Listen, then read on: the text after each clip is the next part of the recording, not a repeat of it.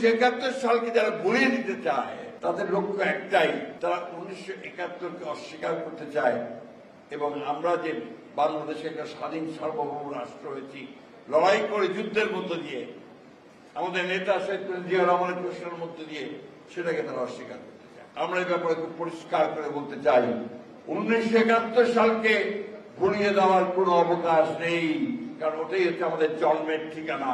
এই দেশের এই ভূখণ্ড সেদিন একটা স্বাধীন দেশ হিসাবে মর্যাদা পেয়েছে, এটা আমাদের মনে রাখতে হবে সবসময়। 1971 হচ্ছে আমাদের অস্তিত্বের কথা, আমাদের পরিচিতির কথা, আমাদের স্বাতন্ত্র্যের কথা। সেই দিন যে ঘোষণা হয়েছিল স্বাধীনতার, সেই ঘোষণা হচ্ছে আমাদের একটা নতুন জাতি হিসেবে আত্মপ্রকাশের কথা। আজকে সেই সমস্ত শক্তির অনেক বেশি উল্লম্ফন দেখতে পাই আমরা। একবার স্মরণ করুন অতীতের কথা, আমি কারো নাম ধরে বলবো না, কিন্তু নিজেদের অতীতকে স্মরণ করবেন। 1971 ছিল সেটাও আপনারা মনে রাখবেন। আমি কথাটা পরিষ্কার করে বলতে চাই, তাতে আপনার নাকশরা আমার কিছু করার নাই।